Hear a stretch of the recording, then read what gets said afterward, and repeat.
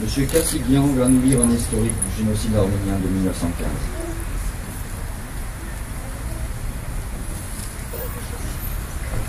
Bonjour, avant de prendre la parole, je souhaite vous partager mes pensées pour un ami et un membre important de la communauté arménienne qui nous a quittés l'année dernière, M. Gaspar Kayadjani. Monsieur le préfet, Monsieur le président du Conseil général, Monsieur le député maire, Mesdames et Messieurs les élus, Messieurs les représentants des autorités administratives, civiles et religieuses, Mesdames et Messieurs, chers amis, 24 avril 1915, 24 avril 2014, quand le droit ne rend pas la justice, quand la loi ne sanctionne pas l'histoire la plus barbare, quand la loi ne limite même pas la liberté d'expression. Qu'on le dise ou qu'on le taise, qu'on s'en souvienne ou pas, qu'on le nie ou qu'on le reconnaisse, le fait est que ce n'est pas sur les champs d'honneur que les Turcs ont choisi d'anéantir le peuple arménien. Non, c'est dans les chemins de traverse, contre des villageois sans défense, des paysans, des boutiquiers, des artisans, des enfants, des vieillards de tout âge et de tout sexe, massacrés, démembrés, égorgés, souillés et détroussés bien sûr. Ils les ont islamisés de force quand ils ne les ont pas déportés sans retour. C'est au cœur de la nuit qu'ils ont choisi de décapiter leurs élites politiques, intellectuelles, artistiques et économiques. C'est dans la haine qu'ils ont incendié leurs églises et assassiné leurs prêtres. Ainsi, quoi qu'on en pense, qu'on le veuille ou non, qu'on le récuse ou le confesse, le fait est qu'en 1915, les jeunes Turcs ont planifié l'extermination du peuple arménien afin de l'effacer de la surface de leurs terres ancestrales. 1,5 million d'entre eux disparaîtront dans ce bestiaire, à relents racistes, ethniques et religieux. C'était il y a 99 ans, et les 2 tiers d'un peuple antique à forte identité étaient rayés de la carte dans le vacarme de la Première Guerre mondiale. Après Jaurès, Millerand, Anatole France, Aristide Briand ou Clémenceau, Winston Churchill a pu dire dès cette époque, je cite, « En 1915, le gouvernement turc commença et mena à bonne fin, sans ménagement, une œuvre infamante, le massacre et la déportation générale des Arméniens d'Anatolie. La suppression de ce peuple d'Asie mineure fut à peu près aussi complète qu'un tel acte pouvait l'être à une aussi grande échelle. Il ne fait aucun doute que ce crime fut planifié et exécuté pour des raisons politiques. » Fin de citation. Tout était dit il y a un siècle par les plus grandes voix du moment, sans parler des tribunaux militaires turcs qui, dès 1919, condamnèrent à mort par contumace les principaux dirigeants jeunes turcs. Et nous voilà, nous, Français, d'origine arménienne, descendants des quelques rescapés de cet enfer, à espérer en gémissant l'impossible aveu d'un État barbare qui inlassablement truque et dissimule, verrouille et occulte une vérité incontestable. Ce déni de réalité méconnaît la pitié et le remords. En foulant au pied la reconnaissance préalable du génocide des Arméniens pour entrer dans l'Union européenne, ce pays d'épouvante continue tranquillement à signer des nouveaux chapitres d'adhésion, alors même que le génocide des Arméniens constitue un chapitre non résolu de l'histoire de l'Europe. Mesdames et messieurs, le passé ne meurt jamais. Ce rituel annuel n'est pas seulement un acte compassionnel de pitié filiale, les larmes retenues, mais une commémoration revendicatrice, vouée à nous confronter à une abomination passée à la trappe. Ce rituel se veut un moment de dénonciation d'une vaste entreprise de mystification internationale qui joue la vérité historique afin d'exonérer l'allié turc de sa culpabilité et l'Allemagne de sa complaisance qui à elle seule justifie l'acquittement de Télirian, l'exécuteur à Berlin du grand vizir Talat Pacha, ordonnateur en chef du génocide arménien. Nous appelons complaisance le mutisme, la désinformation et l'absence d'accusation que l'Allemagne aurait pu proférer pendant l'extermination du peuple arménien afin de le dénoncer pour l'atténuer ou même le stopper. Nous sommes ici pour dire que le véritable progrès doit reposer sur la justice et qu'une humanité construite sur le seul profit serait une tare fatale. Nous sommes ici pour rappeler que l'archaïsme de notre temps réside encore dans la combinaison explosive du nationalisme, du consumérisme et du fondamentalisme religieux. Cette pression de la mémoire vise à dénoncer la barbarie contre les principes de démocratie et à répéter que l'humiliation du racisme demeure l'antichambre de la violence. Aussi, ce rassemblement n'est pas une réunion fermée de quelques nostalgiques ou excités, mais une manifestation de citoyens du monde qui proclament haut et fort que les bornes de l'inacceptable sont aujourd'hui transgressées par un État turc totalitaire à la justice soumise et à la presse muselée. Cet État turc qui ose parler au nom des droits de l'homme, alors qu'année après année, depuis 99 ans maintenant, il ajoute une strate nauséabonde à l'épaisseur de son déni, parce que l'Occident le lui permet. Mesdames et messieurs, ce déni ne tue pas la vérité, mais la régénère. Écoutez dans le murmure du vent, ces cris arrachés à ce passé monstrueux. Ce sont nos martyrs qui nous parlent et nous obligent. Ce sont nos étoiles qui nous appellent et nous réclament justice. Ils nous imposent le devoir d'histoire. Car ces innocents ont été sauvagement renvoyés au néant par des loups en meute assoiffés de sang et de convoitise. Ces héros sont notre famille, nos viscères, notre peuple anéanti au nom d'un hyper-nationalisme jubilatoire préfigurant la barbarie de la Seconde Guerre mondiale. Une barbarie relayée aujourd'hui par une mondialisation financière qui achète et corrompt tout ce qu'elle touche, piétinant la dignité des hommes.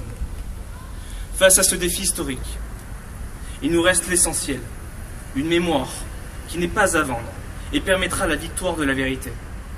Tout simplement parce que cette vérité n'existe pas seulement dans la tête de quelques Arméniens qui la pensent, mais dans la réalité d'une histoire que la Turquie tente vainement d'exclure du monde civilisé depuis 99 ans. Combien la mauvaise conscience a mauvaise mémoire, elle qui permet au négationnisme de s'exprimer impunément sur le sol français et européen, alors même que dès 1987, le Parlement européen faisait de la reconnaissance du génocide arménien par la Turquie un préalable incontournable à son entrée dans l'Union européenne.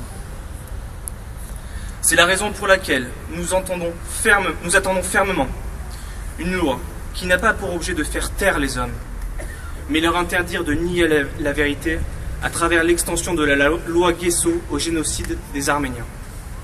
C'est une question de vérité historique, morale, de droit et non d'opinion.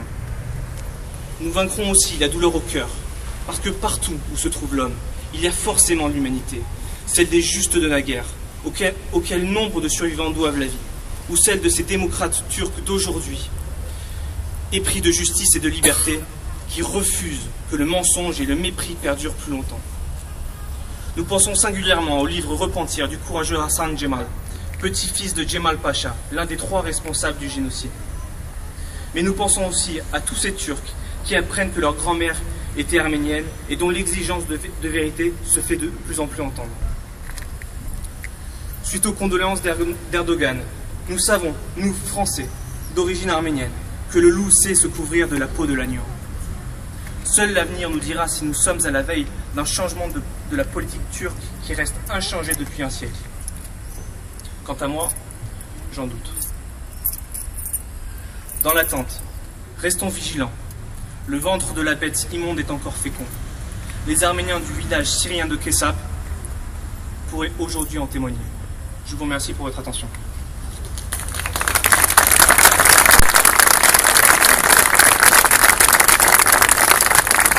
Monsieur Éric Ciotti, député et président du Conseil général des Alpes-Maritimes.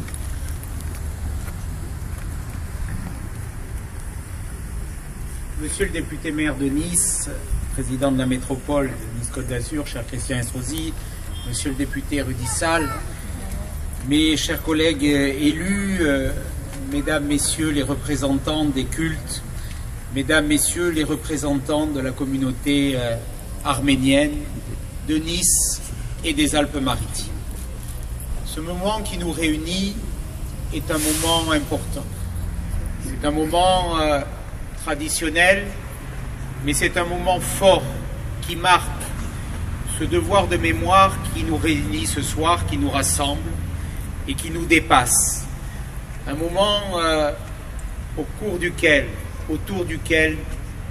nous devons partager unanimement cette immense émotion pour dire aujourd'hui, en ce début de XXIe siècle, notre vigilance et notre révolte aussi contre ce génocide qui porta atteinte à ce peuple arménien dans sa dignité, à cette atteinte tout simplement à l'humanité. Ce 24 avril 1915, il y a 99 ans, une grande rafle de notables et d'intellectuels à Constantinople, cœur de l'Empire ottoman, marquait le commencement d'une entreprise inhumaine d'extermination qui allait goûter la vie à 1,5 million d'Arméniens. Aujourd'hui, nous commémorons cet épisode tragique de l'histoire dont la cicatrice ne pourra s'effacer tant que sera contestée sa réalité historique même. Notre détermination ne doit pas faiblir, et je sais que votre détermination ne faiblira jamais, pour que soient clairement reconnus comme génocide les massacres dont les Arméniens ont été victimes. Cette détermination, mes chers amis, se nourrit des idéaux universels qui nous animent, de notre attachement aux droits de l'homme, de notre amour tout simplement, de la liberté et de la justice. Elle se nourrit aussi des liens privilégiés qui unissent les Arméniens aux Français. La France, oui, a été une terre d'asile pour ce peuple martyrisé. Aujourd'hui, 600 000 Arméniens honorent notre communauté nationale et parmi elles, 6 000 habitent les Alpes-Maritimes. 6 000 personnes d'origine arménienne, Français d'origine arménienne. Ils portent au plus profond de leur âme la mémoire des atrocités infligées à leurs aïeux. Pourtant, en dépit des blessures et des traumatismes, leur dignité, leurs espérances sont intactes. En leur nom, il nous appartient de perpétuer les liens d'amitié et de fraternité entre la France et l'Arménie et de porter une légitime attention à ces ressortissants qui épousent pleinement nos valeurs et contribuent au rayonnement de notre pays.